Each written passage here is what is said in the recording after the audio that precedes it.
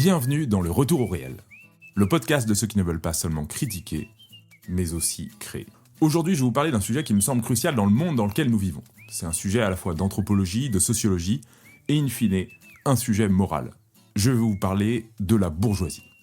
Alors avant de dire si la bourgeoisie est bonne ou mauvaise, je vous propose de commencer notre émission par une tentative de définition du sujet. Au fond, de quoi parle-t-on vraiment lorsqu'on parle de bourgeoisie ?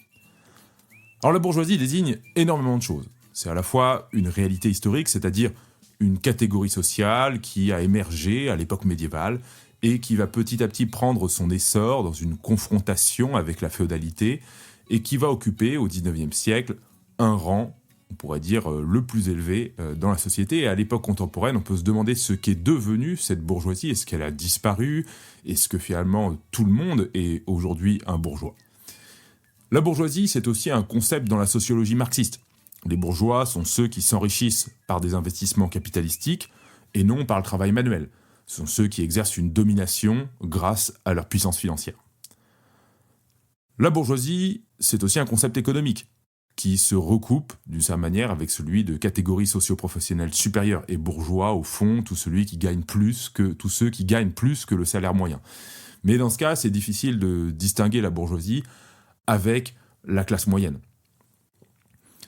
La bourgeoisie, c'est aussi un état d'esprit, c'est-à-dire une mentalité, un style qui va devenir l'objet principal de la littérature au XIXe siècle. On peut penser au Rougon-Macquart d'Émile Zola. La bourgeoisie, c'est devenu le symbole de la vieille France, de l'ancienne classe moyenne, celle qui aimait encore l'ordre et qu'il fallait déjà déconstruire en mai 68 et qu'il faut toujours déconstruire en 2024.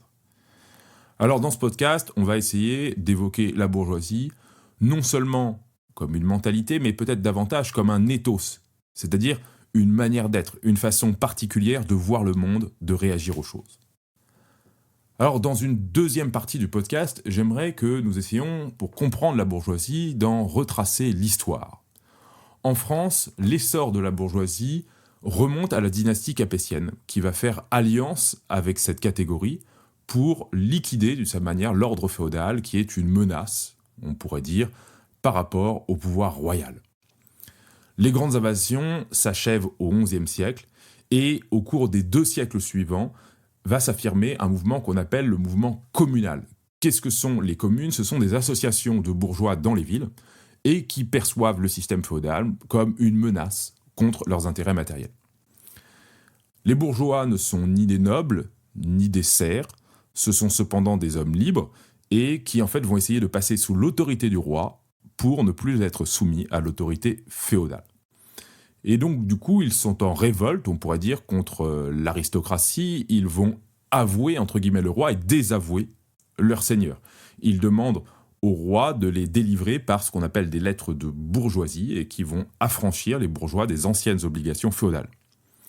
Et donc, on pourrait dire que toute l'histoire de France peut être lue aussi à la lumière de cette lutte entre la bourgeoisie et la féodalité, entre aussi le pouvoir monarchique et la féodalité. On peut penser notamment à la centralisation qui va se mettre en place sous Louis XIV. Mais déjà, dès le XIIe siècle, il y a une bourgeoisie qui veut libérer le commerce des lois et des règles qui ont été mises en place par le système féodal. Et même si on est très loin du libéralisme contemporain, la bourgeoisie va manifester contre les restrictions sur leurs prérogatives de vente dès le XIIe siècle. Alors la monarchie française va s'appuyer sur la bourgeoisie. On peut penser notamment en fait, au règne de Louis XIV qui est peut-être l'avènement vraiment en tout cas non pas un changement de tendance, mais on pourrait dire la consolidation de cette tendance qui était déjà en place dès le XIe, XIIe siècle. Et peut-être les grandes périodes historiques qui marquent l'avènement de la bourgeoisie, c'est d'une part quand François Ier va instituer la vénalité des offices en 1522, c'est-à-dire qu'en gros, petit à petit, la noblesse n'est plus qu'une question de sang, on peut acheter des titres, on peut acheter des charges, et une des figures, on pourrait dire, de cet avènement de la bourgeoisie, c'est celle de Colbert, Colbert qui est un ministre de Louis XIV, qui est issu de la bourgeoisie et qui va développer le commerce et les échanges marchands, en taxant les profits sur ces échanges pour alimenter les caisses de l'État. Donc petit à petit, c'est opéré une sorte d'inversion des valeurs dans le domaine, on pourrait dire, économique et moral, parce que l'argent qui était autrefois conçu par l'Église et même conçu par la société dans son ensemble comme un serviteur, va devenir un maître. Alors comment ça s'est fait? Déjà dans l'économie féodale, l'argent ce n'était qu'un moyen pour des échanges, lorsque simplement il était nécessaire. Et d'ailleurs on voit, et je vous renvoie ici sur les travaux de Guillaume Travers sur l'économie féodale, on voit qu'à l'époque, la grande époque de la féodalité, l'argent reste un moyen qui n'est pas privilégié dans les échanges. D'ailleurs, même la monnaie, la circulation de monnaie est assez restreinte. La plupart du temps, les échanges sont basés sur le don et le contre-don, c'est-à-dire sur des relations qui vont s'entretenir sur le temps long, et on échange d'abord des services vis-à-vis. Donc en gros, le seigneur, enfin les féodaux vont protéger les gens qui sont dans leur domaine, et en échange, ceux qui sont dans leur domaine vont rendre un certain nombre de services. Donc c'est une économie qui est davantage humaine, davantage fondée sur le temps long et la relation.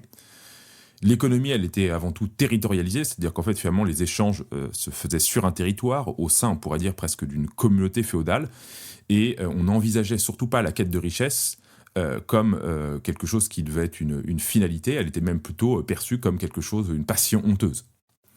Et avec l'essor de la modernité, l'argent va devenir le synonyme de la puissance. Petit à petit, la barrière morale qui empêche l'appétit pécunier de se développer va s'étioler avec le temps.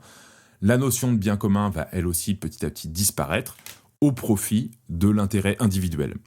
Et cet intérêt individuel s'accompagne de l'avènement de la propriété privée et d'une forme de licence dans l'accumulation des biens qui dépasse largement les besoins du simple individu. À l'époque médiévale, vous allez me dire, mais qu'est-ce qu'il y avait s'il n'y avait pas la propriété privée? Est-ce qu'on était déjà sous une forme de collectivisation? Non. En réalité, en fait, cette dichotomie qu'on a très présente aujourd'hui entre d'un côté les biens publics et d'autre part les biens privés, elle est apparue avec l'époque moderne. À l'époque médiévale, il y a beaucoup de biens qui sont des biens communs au pluriel, c'est-à-dire qui sont les biens d'une communauté locale en vue d'un usage collectif et soumis finalement à cette finalité qu'est le bien commun. L'activité économique va devenir, au fur et à mesure de l'époque moderne, une science, et une science abstraite, c'est-à-dire que ce n'est plus la valeur intrinsèque de l'objet échangé, c'est-à-dire la qualité que peut avoir une pomme, la qualité que peut avoir un cuir, etc. Ce qui compte, c'est sa valeur marchande, c'est-à-dire son prix. Finalement, les choses deviennent petit à petit abstraites, ce n'est plus que le prix qui, en quelque sorte, se substitue à leur essence. On va passer donc de ce qu'on appelle le règne de la qualité au règne de la quantité. Et c'est seulement au XVIIIe siècle que la bourgeoisie va acquérir suffisamment de force pour confisquer la souveraineté à son profit avec ce qu'on appelle la Révolution française. Alors, la Révolution française a été menée principalement par des personnes issues de la bourgeoisie, mais qui ont revendiqué cette révolution au nom des intérêts du peuple. Alors, on peut distinguer au moins 3 moments dans les rapports de la bourgeoisie à l'État. Dans un premier temps, l'ascension de la bourgeoisie se fait à l'intérieur du pouvoir politique qui va favoriser la bourgeoisie et qui va confier à la bourgeoisie l'outil administratif et notamment la construction du marché. Dans un deuxième temps, la bourgeoisie qui va devenir petit à petit puissante, qui s'est enrichie, elle va créer un pouvoir qui lui est propre, c'est le pouvoir économique privé. Et puis dans un dernier temps, elle va dicter au pouvoir politique de se soumettre à ses fins. Et c'est à partir, on pourrait dire, de 1750 que cette classe bourgeoise qui est riche, qui est puissante, qui est acquise aux idées des Lumières, n'a plus besoin d'un roi qui fait obstacle à ses projets. Et la monarchie, de son côté, qui avait versé un temps dans l'absolutisme, petit à petit, eh bien, va décliner. Et la bourgeoisie qui avait pris le pouvoir déjà en Angleterre en 1688 s'en empare en France avec la Révolution française. Alors, comment est-ce qu'on peut lire cette révolution qui est d'essence bourgeoise? Eh bien, c'est que, dans le fond, la bourgeoisie revendique une entière liberté et elle est convaincue que l'objectif d'une vie, c'est de rechercher un maximum de profit.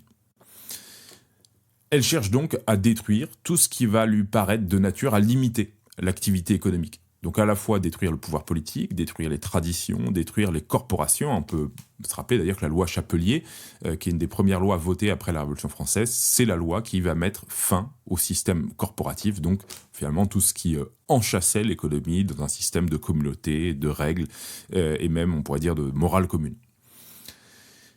Et je voudrais vous citer ici Peggy sur justement l'avènement de la monarchie comme un processus intimement lié à l'avènement de la bourgeoisie.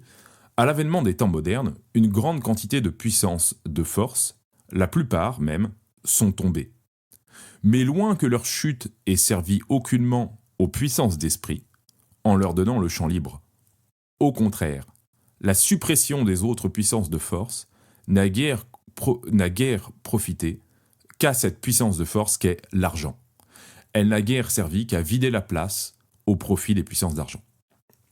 Donc on voit bien ici que d'un côté, et c'est d'ailleurs tout le paradoxe justement de cette révolution, et même un paradoxe qu'on peut retrouver aussi chez Marx, c'est que certes, on a d'une certaine manière enlevé une forme de domination dans la figure monarchique, mais qu'on a remplacé cette domination par la domination de l'argent.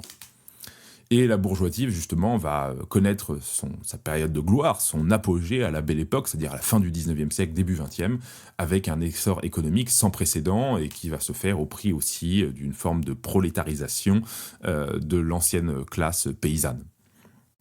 Alors aujourd'hui, il existe une petite, une moyenne, une grande bourgeoisie. Il existait une bourgeoisie d'affaires, une bourgeoisie d'entreprise, une bourgeoisie rentière, une bourgeoisie intellectuelle. Mais on pourrait dire ce qui caractérise la vieille bourgeoisie, c'est-à-dire la bourgeoisie encore majoritaire et présente et facilement identifiable jusque dans les années 1950-1960, c'est dans son ensemble, on pourrait dire sa révérence pour le paraître, pour les conventions, pour l'ordre établi. Et c'est d'ailleurs à cette même époque, c'est-à-dire au XXe siècle, la première moitié du XXe siècle, que va se développer un christianisme bourgeois qui va être fustigé par les grands écrivains catholiques que sont Blois, Peggy et Bernanos notamment. Et du coup, cette bourgeoisie va mettre sa foi dans le progrès, dans le scientisme. C'est aussi une époque où le théâtre se moque beaucoup de la bourgeoisie, avec souvent la figure du bourgeois qui est cocu, qui est ridicule. Enfin, c'est déjà une tradition qui remonte à Molière.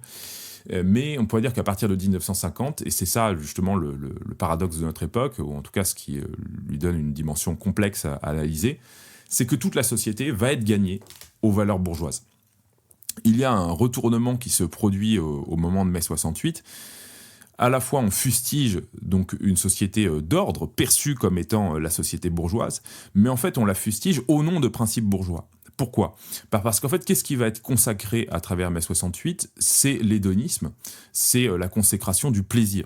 En fait, il peut y avoir deux bourgeoisies, c'est-à-dire il y a une bourgeoisie vieux style, qui était une bourgeoisie un petit peu finalement austère, protestante, qui considérait que d'emblée toute forme de dépenses inutiles devait être prohibée. Donc on peut penser au fait que tous les loisirs, etc., étaient condamnés par la bourgeoisie. Cette bourgeoisie était finalement une bourgeoisie qui se consacrait uniquement au travail, uniquement aux activités économiques qui rapportent de l'argent. Et avec mai 68, finalement, c'est une autre forme de bourgeoisisme qui est apparue, en considérant que tout ce qui était de l'ordre vraiment de l'intérêt individuel et du plaisir était à la fois transgressif, mais était finalement la fin et le but de la vie, quoi. Jouir sans entrave. Hein, c'est vraiment tout le programme de mai 68 qui règne toujours aujourd'hui. Et on peut voir que cette gauche qui se prétendait de gauche, socialiste, etc., en fait, n'était socialiste que de nom, et que tout ce qui était transgressif, et on peut penser ici à toute la programmation de Canal+, de Skyrock, d'énormément de médias, de la publicité dans son ensemble, en réalité, sert l'agenda de la société de consommation. C'est-à-dire qu'en fait, il faut rompre les digues qui empêchent aux individus de penser à certains types de loisirs, à certains types de plaisirs, en vue qu'ils consomment le plus. Et comment est-ce qu'on le fait ? On le fait sous l'angle de la rébellion, de la transgression, etc. Et c'est aussi à cette époque-là que va petit à petit se développer ce qu'on appelle la gauche caviar, et qui a une collusion de facto entre gauche libertaire, c'est-à-dire celle qui promeut le jouir sans entrave, et les grandes multinationales. Et le lieu souvent dans lequel on croise la rencontre de ces deux types de personnes ou d'appartenance, c'est dans le milieu de la publicité, c'est dans le milieu des médias. Il y a aussi un autre phénomène contemporain propre à la bourgeoisie, c'est un repli sur la sphère privée grâce au développement du virtuel. C'est-à-dire que le bourgeois, finalement, petit à petit, a son propre monde et il n'a plus besoin, en quelque sorte, du monde extérieur. Il peut commander sur Internet, vivre, finalement, de manière totalement privée et donc individualiste, hein, toujours dans ce jouir sans entrave, grâce au développement de la sphère digitale et du virtuel. Alors la bourgeoisie, aujourd'hui, c'est plus vraiment une classe sociale comme ça l'était au XIXe siècle, parce que ces aspirations se sont imposées dans l'ensemble de la société, à la fois dans les institutions, dans l'entreprise, dans les médias, dans les instances étatiques. Et comment ? Parce qu'on voit que c'est la technique, c'est la gestion, c'est les droits de l'homme qui sont des valeurs bourgeoises et qui régulent les sociétés occidentales. Alors je voudrais passer maintenant dans un deuxième temps, après avoir essayé de retracer de manière assez large la bourgeoisie, alors peut-être juste pour nuancer ce petit panorama historique qui était effectivement sur un ton un peu critique. Il faut néanmoins remarquer que la bourgeoisie, en tout cas dans ses débuts, elle a néanmoins, à l'époque on pourrait dire où la bourgeoisie était encore chrétienne, où elle n'était pas encore, où elle s'était pas encore vraiment développée, c'est elle qui a contribué notamment à, on pourrait dire, la construction des hôtels de ville, aux cathédrales. Donc il y a eu effectivement une bourgeoisie qui a joué un rôle vraiment positif dans la société. Et voilà, il ne faudrait pas non plus avoir une vision peut-être trop manichéenne sur ce rapport à la bourgeoisie. Alors, venons-en à ce qui m'intéresse peut-être le plus, c'est l'esprit bourgeois. Alors j'ai plusieurs citations que je vais commenter au fur et à mesure du podcast. La première, c'est d'André Gide. Peu m'importe les classes sociales, il peut y avoir des bourgeois aussi bien parmi les nobles que parmi les ouvriers et les pauvres. Je reconnais le bourgeois non à son costume et à son niveau social, mais au niveau de ses pensées. Le bourgeois a la haine du gratuit, du désintéressé. Il hait tout ce qu'il ne peut s'élever à comprendre. Alors là, je pense qu'on a déjà un premier point, c'est que quand on parle d'esprit bourgeois, on ne parle pas de richesses économiques. On ne parle pas de statut social, on ne parle même pas de style vestimentaire, on ne parle même pas forcément de pratiques sociales ou de loisirs culturels. On parle avant tout d'un niveau de pensée. On parle avant tout finalement d'un état d'esprit, d'une mentalité. Le bourgeois, dans le fond, on pourrait le définir comme étant l'homo economicus, c'est-à-dire un homme qui se définit finalement par l'esprit de calcul. Et ce qu'on a reproché dans toute la littérature au bourgeois, c'est son culte de l'argent, c'est son goût de la sécurité, c'est son esprit réactionnaire, c'est une forme de conformisme intellectuel, c'est un manque de goût. Max Scheler, je cite, définit le bourgeois comme un type biopsychique, que sa vitalité déficiente pousse au ressentiment et à l'égoïsme calculateur. Alors qu'est-ce que voulait dire Max Scheler par là ? C'est que dans le fond, l'avènement du capitalisme serait le fait, en quelque sorte, d'une mentalité déjà propice au capitalisme, donc par un type d'homme qui, justement, au lieu de dépenser, au lieu d'être finalement dans la prodigalité, dans l'aventure, etc., est plus porté à l'égoïsme, et plus porté finalement à ramener les choses, à se protéger en quelque sorte des aléas de la vie, en faisant des réserves, et donc du coup en thésaurisant. Une autre citation d'Alain Benoît, à qui j'ai emprunté beaucoup d'idées pour écrire ce podcast, nous dit « La bourgeoisie n'aime pas l'infini qui excède les choses matérielles, les seules sur lesquelles elle a prise. » Donc le bourgeois a une conception toujours très matérielle de l'existence, très comptable, parce que il est d'une certaine manière dépassé par le spirituel, parce que cela lui échappe, et donc du coup, comme cela lui échappe, eh bien, il veut essayer d'une certaine manière de ramener les choses à leur valeur marchande. Une autre dimension aussi qui permet de comprendre la modération aussi et le positionnement politique de la bourgeoisie au 19e et 20e siècle, c'est cette citation de Péguy. « L'intermédiaire. La bourgeoisie l'a savamment forgée. Ce sont ces politiciens bourgeois intellectuels, nullement socialistes, nullement peuple, distributeurs automatiques de propagande, revêtus du même esprit, artisans des mêmes méthodes que l'adversaire qu'ils combattent.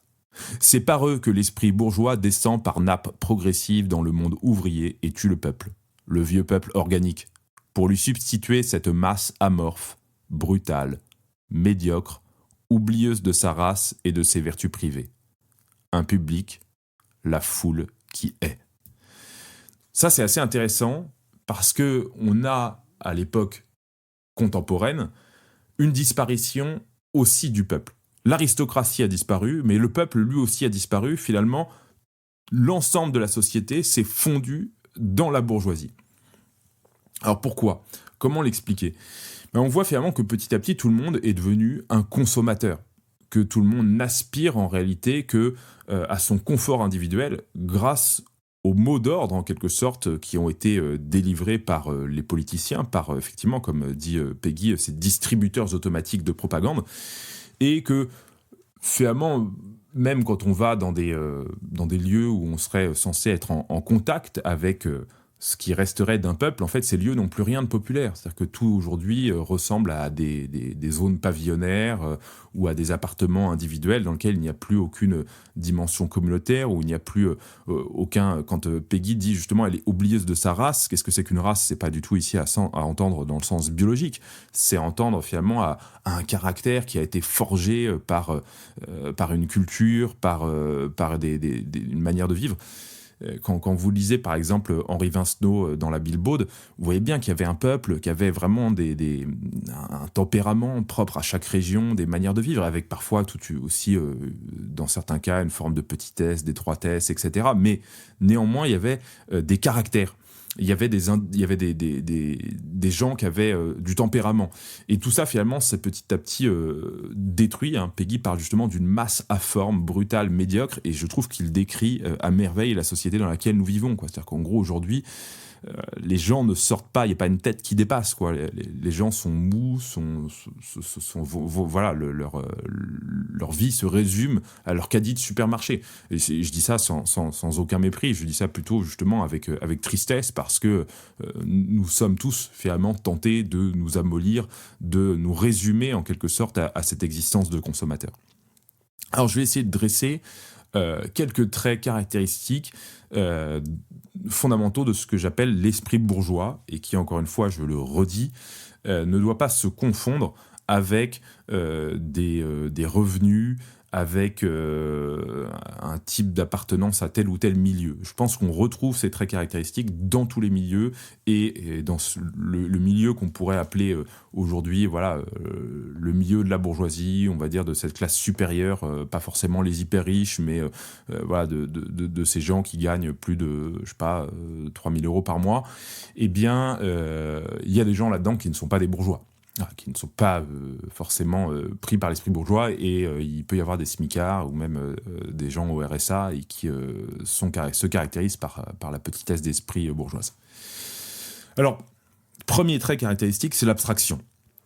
C'est-à-dire que pour le bourgeois, tout se vaut dans la mesure où tout peut se réduire à une quantité marchande. C'est-à-dire qu'en gros, en fait, finalement, dans le fond, peu importe vos attachements à des choses concrètes, à la beauté, aux liens que vous pouvez avoir, aux liens totalement inquantifiables que vous pouvez avoir avec une maison, avec un meuble, avec des relations avec des personnes, avec un cadre de vie, avec un paysage. Tout ça, ça se quantifie pas, donc ça n'existe pas. C'est-à-dire qu'en gros, pour le bourgeois, tout est abstrait, et du coup, ça revient à cette idée justement des hommes interchangeables. C'est-à-dire qu'en gros, cette mondialisation et l'immigration de masse qui fait que, dans le fond, n'importe qui peut travailler à n'importe quel endroit du monde, et tout peut se changer du jour au lendemain, que tout peut se louer, tout peut être vraiment le monde liquide dans lequel nous sommes. C'est le fruit d'une abstraction qui réduit tout à la quantité économique, et c'est la seule chose que finalement l'esprit bourgeois est capable de percevoir. Et je pense que c'est dramatique, parce que justement il y a une forme de cas concret, en fait, de valeur qu'on ne peut pas quantifier, parce qu'il y a quelque chose d'unique, parce qu'il y a quelque chose de relié à l'âme. Et ça, justement, dans un monde où les hommes ont perdu de vue ces dimensions spirituelles et intrinsèques aux choses, et bien du coup, petit à petit, elles ont tendance à disparaître, puisque plus personne les voit. hein. Ça ne veut pas dire qu'elles n'existent plus, mais ça veut dire que petit à petit, on les oublie, quoi. On oublie l'attachement qu'on peut avoir à une terre, on oublie l'attachement qu'on peut avoir à une communauté, à un lieu, etc. Le bourgeois, il se caractérise aussi par une obsession pour l'obéissance. On voit dans l'avènement historique de la bourgeoisie que c'est la bourgeoisie qui a fait émerger l'État et ses institutions. Et du coup, l'esprit bourgeois, c'est une forme de légalisme. C'est un attachement aux institutions. Et dans cet esprit-là, en gros, l'obéissance est une fin en soi. C'est-à-dire qu'en gros, il serait moralement mal de désobéir. Alors qu'on sait très bien que traditionnellement, si on désobéit à des ordres injustes, finalement, on obéit à une loi supérieure, spirituelle, qui est juste. On l'a vu pendant le Covid, avec cet esprit moutonnier, et puis aussi cette moralisation de l'obéissance. C'est-à-dire que tous ceux qui pouvaient même simplement émettre des réserves quant aux mesures qui étaient mises en place, étaient traités de complotistes, de gens qui semaient la désintégration sociale, etc. On le voit aussi dans l'Église aujourd'hui, où en fait, on doit admettre l'absurde au nom de l'obéissance. C'est-à-dire que c'est pas... oui, très bien, vous pouvez avoir tous les arguments que vous voulez, parce que vous êtes attaché à la tradition, à sa beauté, à sa fécondité spirituelle. Oui, non, mais en fait, ici, c'est pas ça le débat, il faut obéir. C'est tout, point barre. Alors, il y a une obéissance surnaturelle, évidemment, dans l'Église, hein, mais je pense qu'il y a quand même quelque chose d'assez d'essence bourgeoise dans cette adulation de l'obéissance. C'est-à-dire que toute critique, même si elle est bienveillante, mais qu'elle porte sur les institutions, elle est d'emblée... Alors, si on est à droite, elle va être considérée comme une forme d'anarchisme, de gauchisme très suspect. Et si on est à gauche, parce qu'il ne faut pas oublier aussi que l'esprit bourgeois existe très fortement à gauche, eh bien, dès qu'on remet en cause le système en place, que ce soit à travers ces figures médiatiques, tout ce qui caractérise, on pourrait dire, le système politique, social et médiatique dans son ensemble, eh bien, vous êtes considéré comme un fasciste, hein, un réactionnaire. C'est-à-dire que si vous vous opposez aux mots d'ordre qui sont véhiculés dans cette société bien pensante bourgeoise de gauche, eh bien, il faut tout de suite vous éliminer. Vous êtes une forme de cancer qu'il faut abattre dans des temps très immédiats. Donc, dans la bourgeoisie, dans l'esprit bourgeois, il se caractérise par une idolâtrie des cadres sociaux qui sont incriticables et indépassables. Troisième caractéristique, c'est le refus de la dépense. Le bourgeois, ça a été longtemps l'homme de l'épargne. Et alors, ça peut paraître bizarre parce qu'aujourd'hui, la société de consommation, on pourrait dire, du coup, c'est une société anti-bourgeoise. Non. Parce que, évidemment, la société de consommation, elle est arrivée parce que le crédit, petit à petit, a tué l'épargne. Donc, on peut dépenser, en quelque sorte, de manière quasiment illimitée. En fait, comment s'est métamorphosée la bourgeoisie dans ce cadre de la société de consommation ? Le bourgeois, c'est celui qui rejette toute forme de dépense qui ne maximiserait pas des intérêts bourgeois. C'est-à-dire des dépenses qui ne seraient pas rationnelles sur le plan économique, sur le plan de la sécurité économique. Le bourgeois contemporain, pour lui, une voiture toute option, un garage, une piscine, un aspirateur dernier cri, ça a du sens. Ça a du sens parce que ça va renforcer son statut social, ça va renforcer son confort, c'est rationnel, il se fatigue moins, il en profite, il jouit davantage de plaisir. En revanche, pour lui, une vieille bâtisse en ruine qui va être un gouffre financier, un voyage à la dure dans lequel on se fatigue et dans lequel on ne prend pas des photos qui sont valorisantes, eh bien tout ça, il ne le comprend pas. Il ne le comprend pas parce qu'il y a quelque chose de trop spirituel qu'il n'arrive pas à saisir. Autre caractéristique de l'esprit bourgeois, c'est la réduction de la vertu à l'utilité. En fait, le bourgeois, c'est un utilitariste d'un point de vue moral. C'est-à-dire qu'en gros, pour lui, est bon, un comportement est bon dans la mesure où il va servir ses intérêts. C'est-à-dire que si, en gros, le bourgeois se dit qu'on respecte une certaine forme de morale, c'est d'abord pour éviter des emmerdes. Et si on évite certains comportements, on peut prendre l'exemple de l'infidélité conjugale, c'est d'abord parce que l'infidélité conjugale, il la voit comme coûteuse. Coûteuse sur le plan émotionnel, coûteuse en termes de risque, que ce soit tant pour sa réputation que même de risque en termes de maladie. Donc le bourgeois, il ne va s'autoriser à désobéir que lorsqu'il a l'assurance que cela ne va pas lui coûter trop cher. et que ça va lui rapporter quelque chose. Le bourgeois, c'est aussi celui qui est amoureux du progrès contre la tradition. Le bourgeois, ça a toujours été un peu un moderniste et un progressiste. Alors qu'il soit conservateur de droite comme de gauche, alors ça peut paraître bizarre pour un homme de droite et conservateur qu'il soit dans le fond progressiste. Mais en fait, le bourgeois même de droite, il regarde toujours le passé comme un petit peu vieillot, comme un peu démodé, comme toujours un peu inférieur finalement face à la période qui est en train d'émerger. Et ce bourgeois, il est toujours, moi ça m'a toujours épaté face à des personnes vraiment dont l'esprit bourgeois était manifeste, par leur enthousiasme suscité par les nouvelles technologies, par les changements politiques. Il y a une sorte de frétillement qui n'arrive pas, même s'il est de droite et conservateur, il n'arrive pas à le faire taire. Et du coup, en fait, le bourgeois, dans le fond, s'obsède pour cette réussite matérielle, pour celle de ses enfants. Il veut toujours qu'il y ait un ascenseur social, que les enfants aient plus que lui, qu'ils gagnent mieux que lui, qu'ils aient un meilleur statut social que lui. Et du coup, c'est finalement quelque chose de très typique et caractéristique de l'esprit bourgeois. Encore une fois, je ne dis pas que l'ascenseur social est mauvais intrinsèquement, mais dans l'esprit aristocratique comme dans l'esprit populaire, dans les anciennes sociétés, c'était la référence aux pères et aux ancêtres qui constituaient le modèle. En fait, il ne fallait pas déchoir des mérites de ses ancêtres. Tandis que dans la conception bourgeoise, finalement, on se dirige vers un meilleur permanent, mais qui est tourné vers le futur. Et vous allez dire, mais oui, mais non, quand même, chez les bourgeois conservateurs, ils n'ont pas cette mentalité-là. Bah si, parce que même si ils peuvent aller volontiers à la messe traditionnelle, même si parfois ils vivent un peu superficiellement à l'ancienne, dans l'ensemble, dans les faits, ils ne peuvent considérer ce mode de vie qu'en tant qu'il est conforme à leur classe sociale, qu'en tant que finalement il est quelque chose de confortable, et non pas parce que ce serait un ordre spirituel qui aurait une valeur spirituelle ou esthétique intrinsèque. Le bourgeois, c'est aussi celui qui vénère la sécurité. Il est prêt à tout dès qu'il s'agit de tranquillité. Il peut pour ça renoncer à son intimité, il est prêt à obéir à toutes les aberrations, comme on l'a vu avec le Covid, à se soumettre à des QR codes, à des caméras de surveillance, il approuve le fichage des fichiers S, il est pour une société de surveillance généralisée, et on voit d'ailleurs même que cette société de surveillance généralisée, elle n'avance que grâce à l'argument sécuritaire.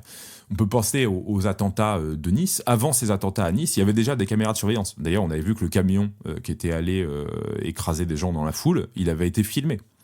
Mais ces caméras de surveillance qui n'ont pas du tout déjoué l'attentat, eh bien, après l'attentat, la ville a décidé d'investir dans de nouvelles caméras de surveillance, nouvelle génération, avec reconnaissance faciale, etc. Donc il y a toujours, si vous voulez, à travers cet argument sécuritaire, derrière cela, la recherche de la tranquillité et en même temps la coercition. C'est-à-dire qu'en gros, il faut petit à petit que votre intimité soit passée au crible de la société de surveillance pour que les gens puissent dormir tranquillement. Chez le bourgeois, et ça va de pair avec cet amour pour la tranquillité et la sûreté, c'est le refus du scandale. C'est-à-dire que les bourgeois n'aiment surtout pas quand il y a des vagues. On pourrait dire qu'une devise bourgeoise, c'est surtout pas de vagues. Le bourgeois a horreur des tempêtes médiatiques, il a horreur des manifestations, il a horreur de la vindicte. Et du coup, même on peut dire ça même dans la sphère privée, le bourgeois n'aime pas qu'on parle publiquement des scandales. Il faut les cacher. C'est toujours un peu la caricature, mais qui est parfois vraie, dans la bourgeoisie catholique. Si votre fille tombe enceinte avant d'être mariée, faut surtout pas le crier sur les toits. Et même dans un certain cas, certains vous diraient que c'est presque mieux qu'elle avorte discrètement. Donc, on n'aime pas, dans la bourgeoisie, tout ce qui n'est pas dans les règles et qui pourrait susciter un scandale.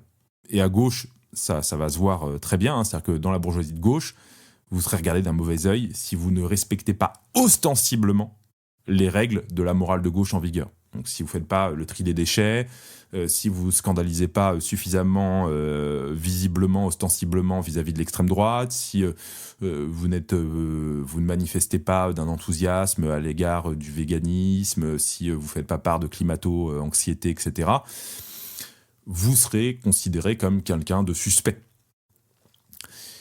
Enfin, et ça c'est pour moi peut-être une des caractéristiques très fortes, hein, c'est la peur. Hein. Le bourgeois de droite, c'est l'homme de la peur. Alors c'est vrai que c'est plutôt quelque chose de droite que de gauche, hein, d'avoir peur.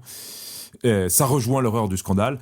Hein. Pour un bourgeois, un article de presse diffamatoire ou critique, ça équivaut à l'amputation d'un membre. C'est vraiment quelque chose d'intolérable. Voilà, faut surtout absolument éviter ça. Et surtout, si on dit de vous que vous êtes de droite dans les médias, ou même si ça se sait, c'est catastrophique. Alors en privé, surtout, par contre, le bourgeois de droite, lui, il s'en vante. C'est-à-dire qu'en gros, il se répand en provocation ostentatoire, il joue presque au facho, mais en public, hein, il ne faudrait surtout pas que son nom puisse être associé de près ou de loin à une figure ou un mouvement qui serait même un tout petit peu radical aux yeux de Libération. Donc, qu'est-ce que fait le bourgeois de droite ? Eh bien, il s'autocensure. Il ne prend aucun risque en politique et si jamais il s'aventurait sur le terrain politique, il le ferait avec de telles précautions qui frisent le ridicule. On peut penser à toutes ces figures caricaturales de la droite bourgeoise qui n'ont jamais obtenu plus de 5 à 7% de scores électoraux parce qu'il y a une forme de peur maladive qui le condamne à l'impuissance politique. Alors, d'un côté, il va se plaindre parce que le progressisme des constructeurs est en train d'avancer, il va se plaindre de la menace islamique, etc. Mais il ne faudrait surtout pas prendre le moindre risque pour proposer une alternative, pour faire quelque chose. Et pire que ça, c'est que souvent, la bourgeoisie de droite condamne tous ceux qui iraient justement servir leurs intérêts politiques au nom de l'imprudence, de l'inconscience, de la radicalité, etc. Alors pourquoi est-ce qu'ils font ça ? Je pense que pour certains, ils le font par jalousie, parce qu'ils se sentent impuissants à l'égard de ceux qui le font, et du coup, ça entraîne du ressentiment et un besoin de vengeance, donc du coup de la médisance. Ou alors, tout simplement parce qu'ils craignent que ces combats qui soient menés et qui pourtant servent leurs intérêts politiques pourraient nuire à leur confort, à leur réputation. Alors, dans ces caractéristiques, j'en ai énuméré les principales, mais il y en a aussi quand même deux autres qui me viennent en tête. C'est l'entre-soi aussi. C'est-à-dire qu'à gauche comme à droite, la bourgeoisie, c'est l'entre-soi mondain. Hein, c'est-à-dire qu'en gros, on n'est bien qu'avec les siens. Et petit à petit, on va vraiment entretenir une forme de mépris pour tous ceux qui ne sont pas comme nous. Alors, évidemment, pour se donner bonne conscience, ostensiblement, encore une fois, on va aller de temps en temps choisir son pauvre, hein, ou celui qui est un peu différent. Donc la bourgeoise de droite, elle a ses bonnes œuvres. Le bobo du Marais, il va aller donner des cours de français à un migrant, mais au fond, on reste avec les siens, parce que comme ça, rien ne remet en cause notre mode de vie, notre mentalité. Et dernier point aussi, c'est que la bourgeoisie, dans le fond, c'est une forme de mesquinerie. C'est-à-dire qu'en gros, la bourgeoisie ramène tout à l'argent, à la réputation, au confort, et du coup, ça entraîne une bassesse. Hein. Même lorsque le bourgeois agit avec un semblant de montée, dans le fond, il le fait par calcul. Hein, s'il vous sourit, c'est parce qu'il craint votre agressivité. S'il vous fait une offre, c'est pour vous acheter. Donc, au fond, hein, et là je suis évidemment en train de faire une critique de quelque chose de pervers, alors appelez ça esprit bourgeois, appelez ça comme vous voulez, moi j'ai tendance à voir tout cela comme une forme de perversion. Alors non pas que les personnes soient intrinsèquement mauvaises, je pense qu'il y a vraiment parmi les gens qui peuvent être un peu entachés d'esprit bourgeois, des personnes qui ne sont pas forcément désagréables à fréquenter, qui ont une certaine valeur par ailleurs. C'est vrai que le jugement est assez sévère, et on est tous évidemment contaminé par cet esprit bourgeois. Mais comment est-ce qu'il faut entendre ce qualificatif de pervers ? Je pense que l'esprit bourgeois est une forme de perversion au sens où il engendre un amour de soi-même qui engendre des comportements qui sont à la limite de la pathologie psychique. Je pense en particulier lorsque justement cet état d'esprit vient engendrer des mensonges, et des médisances. Il y a une forme de capacité parfois chez certaines personnes à mener des attaques sournoises par ressentiment, et à camoufler même sa haine sous une forme de bienveillance menée au nom de prétextes moraux, hein, mais dans le fond c'est la haine qui domine leur être. Et ça, je peux dire, vraiment on le voit à gauche comme à droite, quoi. C'est vraiment, je pense que vous avez tous vu des gens qui sont extrêmement haineux et méchants, mais au nom du bien. Qui sont capables vraiment comme des caméléons, de camoufler finalement les pires sentiments, le pire ressentiment sous les habits de la morale, de la bonté, etc. Donc voilà, pour moi, c'est une forme de perversion. Elle existe aussi bien chez des gens très ordinaires. Elle ne rend pas forcément totalement imperméable au bien, mais petit à petit, ces gens ont tendance à la malhonnêteté, au refus du courage et au calcul permanent. Alors, pour conclure sur ce diagnostic, je citerai Flaubert, qui dit « J'appelle bourgeois tout ce qui pense bassement ». La bassesse. Alors, comme je dis toujours en introduction des podcasts, le retour réel, c'est le podcast de ceux qui ne veulent pas seulement critiquer, mais aussi créer. Et pour l'instant, on n'a fait que analyser. Alors, il serait temps, justement, de réfléchir à que faire. Si la bourgeoisie est une mentalité qui a tout envahi, nous sommes tous ici contaminés à des degrés variés. Alors, je vous propose de mettre en place une thérapie de désembourgeoisement. Et pour ça, il me semble qu'il faille retrouver des valeurs aristocratiques et populaires. Et c'est pas parce qu'on n'est pas aristocrate de sang qu'on peut pas essayer d'être des aristocrates de l'esprit. Alors quels seraient ces médicaments pour guérir ? En premier, je pense qu'il y en a 3. C'est le don, le courage, le sens du beau. Le don. En fait, ce qui caractérisait, je pense, l'âme aristocratique avant l'avènement de la bourgeoisie, c'était la prodigalité, c'est-à-dire une dépense sans compter, un sens de la gratuité. Et je crois qu'il faut impérativement apprendre dans nos vies à faire de l'argent un serviteur et non un maître. Alors, je ne veux pas du tout ici faire l'éloge de la société de consommation, et c'est vrai que souvent, à notre époque, la frontière est mince, mais l'argent est d'abord fait pour être dépensé de la même manière que notre force, notre énergie sont eux aussi des choses qui sont faites pour être dépensées. Et du coup, je pense que c'est pas très grave, parfois, d'avoir son porte-monnaie ou son compte en banque presque vide, comme ce n'est pas grave, parfois, d'être épuisé physiquement. C'est le but des ressources, c'est justement d'être dépensé. Et la peur de manquer, c'est quelque chose de bourgeois. Donc pour guérir, il faut être toujours dans une forme de générosité sans compter. Alors, encore une fois, ça ne veut pas dire qu'il faut mépriser le bon sens, qu'il ne faut pas mettre de l'ordre dans tout cela. Il faut mettre un ordre dans tout ça. Mais typiquement, moi, un truc qui m'énerve, c'est les gens qui se couchent à pas d'heure pour faire la fête et qui le lendemain sont des larves. C'est désordonné. C'est ces gens qui finalement ont toujours un sou dès qu'il s'agit, je sais pas, de s'acheter des trucs pour eux, que ce soit à boire, pour fumer, pour machin, tout ça, mais qui dès qu'il faut mettre de l'argent dans un projet sérieux, n'ont plus un sou. Donc évidemment, il faut hiérarchiser les choses. Mais en gros, cette hiérarchie fondamentale qu'on doit retrouver, c'est que l'épargne ne peut pas être le but de la vie. C'est que de la même manière, la préservation ne peut pas être le but de la vie. Et peut-être une petite phrase que je vous donnerais comme médicament à méditer, c'est « vive la mort ». Alors, vive la mort, voilà, à comprendre comme dans son sens profond et original, mais c'est de dire, en gros, on n'est pas là sur Terre pour vivre préservé de tout. On n'est pas là sur Terre pour mourir en étant plus riche du cimetière. On est là pour se dépenser, pour donner tout ce qu'on a et le transmettre aux générations futures. Et je ne parle pas ici de valeurs boursières, je parle de choses humaines, spirituelles. Deuxième médicament, donc je disais, c'est le courage. C'est en fait, dans le fond, être conscient que cette vie ne vaut d'être vécue parce qu'on est sur Terre que pour aller au ciel. Et qu'on ne va pas emporter au ciel, on va pas emporter avec nous au ciel nos lâchetés. Et qu'au pire, ce qu'on perd ici, eh bien, on va le gagner au centuple au ciel. Donc, cette redécouverte du courage, elle doit aller aussi de pair avec celle du sens du don que j'ai évoqué précédemment. Pourquoi est-ce que je vis ? Je vis pas pour être tranquille, je vis pas pour être respecté, je vis pas pour vivre dans le confort. Non, je vis pour aimer. Je vis pour la beauté, je vis pour Dieu. Et donc, évidemment, le confort, la tranquillité, ça peut être des agréments ponctuels, mais ça peut pas être un but en soi. Il faut arrêter d'avoir peur. La peur, c'est ce qui nous paralyse. c'est la raison d'être de notre impuissance politique.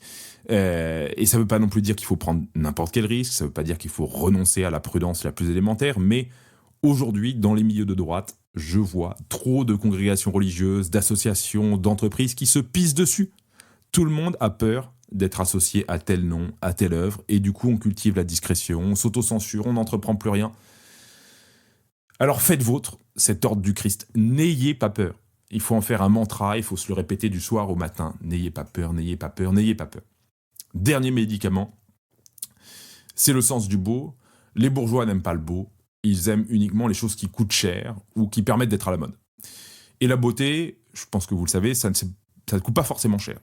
Notre société bourgeoise, c'est d'ailleurs le règne de la laideur parce qu'on a fait primer l'utile sur le beau.